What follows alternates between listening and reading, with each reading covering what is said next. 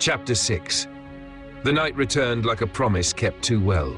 By the time darkness settled over the river warehouses again, Savannah had learned the dyer's shape, their sounds, their patterns.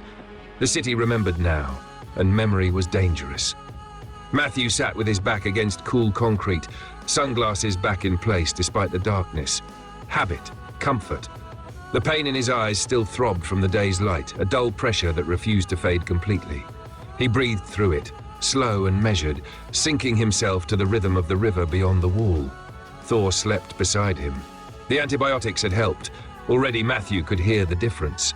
Thor's breathing was steadier, deeper, still weak but no longer slipping away. Matthew rested 2 fingers lightly against the dog's flank, grounding himself in the certainty of that small rise and fall. Alive. That mattered.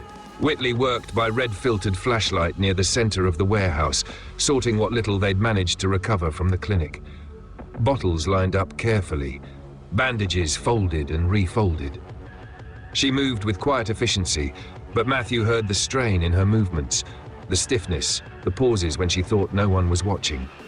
Carl stood near the door with Dana, whispering plans over a rough map scratched into dust on a crate top. Evan lay nearby, legs splinted, jaw clenched in pain but silent. He'd earned that silence. Pain meant living. The children clustered together again, the way they always did now. Saoirse kept watch even while sitting. Matthew Jr. slept fitfully. Morrigan traced patterns into the concrete with one finger, thinking. Lilith stirred. Matthew heard it before Whitley did, a soft hitch in breath, the precursor to a cry. He shifted instantly. "I've got her," he whispered. Whitley passed the baby into his arms without a word. Matthew held Lilith close, swaying gently, humming under his breath. The sound was low and imperfect, but it worked. It always had. Silence returned. Outside, something moved. Matthew stilled. Not infected. Too disciplined. He raised his hand. Carl froze mid-whisper. Boots crunched on gravel beyond the wall, measured steps, evenly spaced. Voices followed, low and controlled. Radios crackled faintly. Matthew's heart slowed. Military. He leaned his head back against the wall and listened deeper, filtering through layers of sound until the shape of it emerged. Multiple patrols. Perimeter sweep. Floodlights in the distance. A helicopter, far enough away to be felt more than heard, its low thrum vibrating faintly through the ground. National Guard, Carl breathed. "I see lights." Dana's voice shook. "They're setting up camps, safe zones." Matthew didn't answer immediately. He listened again. The camp was real. Organized, loud enough to draw the dead, and disciplined enough to keep them out. For now. "They're not rescuing," Matthew said finally. "They're containing." Whitley looked at him sharply. "How can you be sure?" "Because they're quiet about civilians," he said, "and loud about perimeter control." Carl cursed softly. Hope flickered anyway. It always did. "They could help Evan," Dana said. "They might have doctors." Matthew turned his head toward her voice. "And fences," he added. "And rules, and gates that close." Silence followed. Everyone knew what that meant. Matthew pushed himself to his feet. The room oriented around him through sound alone, heartbeats, breaths, the creak of wood, the distant hum of engines. "We don't approach tonight," he said. "We watch, we learn." Carl frowned. "What if it's our only chance?" Matthew's jaw tightened. "Then we make sure it doesn't become our last." Thor lifted his head and growled softly, ears angling toward the distant lights. Matthew placed a calming hand on him. "I don't trust anything that draws the dead and promises safety," Matthew said quietly. "Not anymore." Outside, the helicopter swept past again, its spotlight cutting through the trees and warehouses like a searching eye. The beam did not touch them, but it came close. Matthew listened as the night shifted around that light, infected turning toward it, voices shouting orders, engines idling. A new world was forming out there, structured, armed, temporary. Matthew held his family close in the darkness and understood something with chilling clarity. Surviving the dead was only the beginning. The helicopter passed again. This time it was closer. The sound pressed against the warehouse walls, a deep rhythmic thrum that Matthew felt through his ribs more than heard with his ears. Dust sifted down from the ceiling in fine grains, tapping softly against concrete. Lilith stirred in his arms but did not cry. Good. Crying carried. "Lights sweeping the river," Carl whispered. "If they come this way." "They won't," Matthew said. "Not yet." He tilted his head, isolating the sound. The pilot was flying a pattern, wide arcs, predictable timing. The light wasn't searching so much as reminding the city it was there. Authority, not rescue. Outside, the infected reacted instantly. Groans rose from multiple directions, converging toward the moving sound. Matthew could hear it happening in layers, near, far, closer still, like ripples racing toward a thrown stone. "See?" Matthew murmured. "They're feeding the noise." Whitley swallowed. "So what do we do?" Matthew didn't answer immediately. Instead, he moved. He crossed the warehouse slowly, staff tapping lightly, memorizing the structure again under new conditions. Night plus military presence changed everything. Sound traveled differently when engines idled and radios crackled. The dead adjusted. So would they. "We don't stay here long term," Matthew said at last. "This place is between the river and their perimeter. That makes us collateral." Dana's voice was tight. "So we run again?" Matthew shook his head. "No, we hide smarter." He stopped near the far wall, pressing his palm against cool concrete. The sound that came back was wrong, hollower than it should have been. He tapped again. Different echo. Matthew smiled faintly. "Carl," he said, "come here."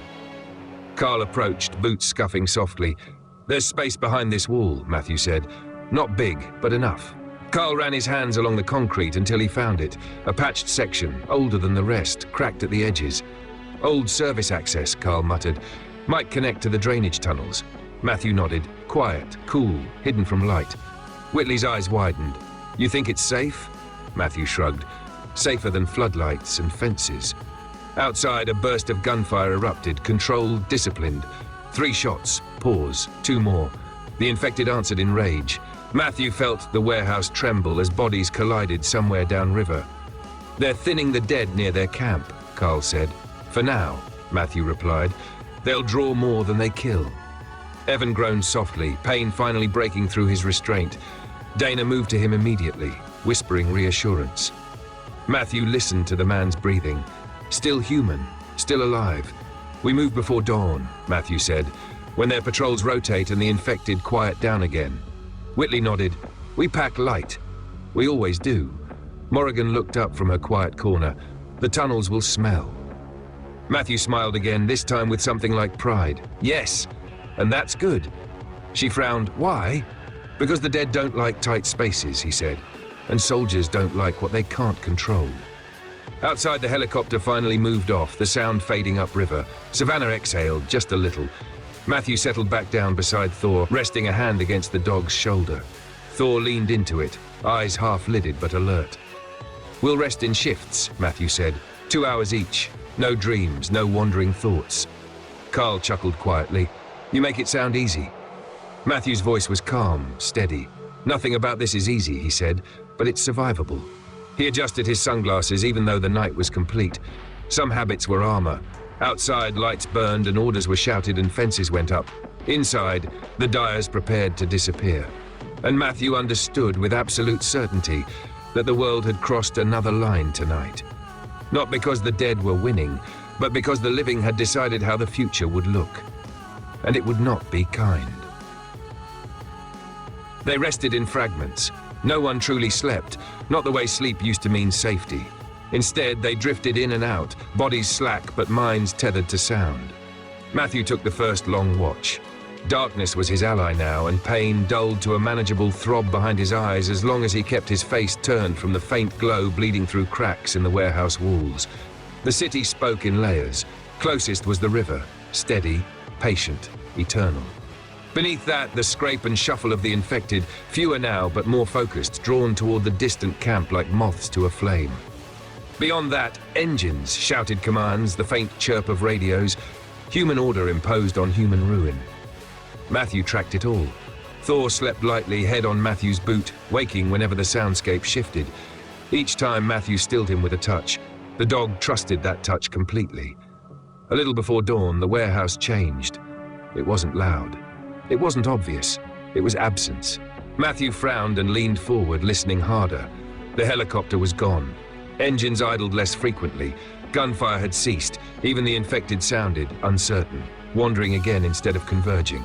Patrol rotation. Matthew exhaled through his nose. "Carl," he whispered. Carl stirred immediately. "Yeah?" "Now," Matthew said. "This is our window." Whitley was already awake, as if she'd sensed it too. She gently shook Saoirse and Morrigan, whispering instructions. The children moved with quiet efficiency, born of fear and repetition. Even Matthew Jr. didn't cry when Whitley lifted him. He just clung. Dana helped Evan onto a makeshift sled fashioned from a pallet and rope. The man hissed in pain but kept his mouth shut. Matthew approved silently. Matthew moved to the patched section of wall and tapped twice. The hollow echo answered. Carl wedged the axe head into the crack and leaned. Concrete crumbled with a muted crunch, then gave way enough to reveal a dark gap beyond. Cold, damp air spilled through, carrying the unmistakable scent of old water and rust. Drainage tunnel. Good, Matthew murmured. They widened the opening just enough. No more. Anything bigger would let light and attention spill in. Matthew listened one last time before they moved. No sudden shifts, no approaching patrol, no surge of dead. Go, he said. They slipped into the tunnel one by one. The smell hit hard, stagnant water, mold, rot, but Matthew welcomed it. Sound dampened instantly. The world narrowed to footsteps, breath, and the faint trickle of water somewhere deeper inside. Darkness here was complete. Matthew didn't need to see. He counted steps, tracked wall texture, measured the slope of the ground beneath his boots. The tunnel angled downward, then leveled out. Old concrete underfoot, cracked but solid. He tapped the staff lightly ahead, listening for sudden drops or debris. Behind him, the family followed, silent shadows. They moved for what felt like an hour, though Matthew knew it was less. Time stretched differently underground. At one junction, he paused, listening to the echoes. Two branches, one closer to the river, one heading inland. Inland, he whispered, away from the light. They turned. Eventually, faint daylight filtered in ahead, not direct but reflected. An exit grate, partially collapsed, spilling grey dawn into the tunnel like dirty water. Matthew stopped them short of it. Listen, he said. They did. Above, the city lived and died at the same time. Shouts, orders, a single distant gunshot. No infected immediately nearby. Matthew nodded. Up, he said. They emerged behind an abandoned maintenance building, half swallowed by kudzu and time. The smell of wet earth replaced the tunnel's rot. Morning light was muted here, filtered through leaves and shadow, mercifully soft on Matthew's eyes. He pulled his sunglasses down anyway. They had moved unseen, uncounted, unclaimed. Whitley let out a breath she'd been holding for hours. We did it, she whispered. Matthew shook his head gently. We delayed it, he said. That's all. He looked, listened, toward the distant military camp, the dead already beginning to drift again in its direction, toward the city that no longer belonged to anyone. They had chosen shadow over fences, movement over promises, family over order. Matthew tightened his grip on the staff and felt Thor press against his leg, steady and alive.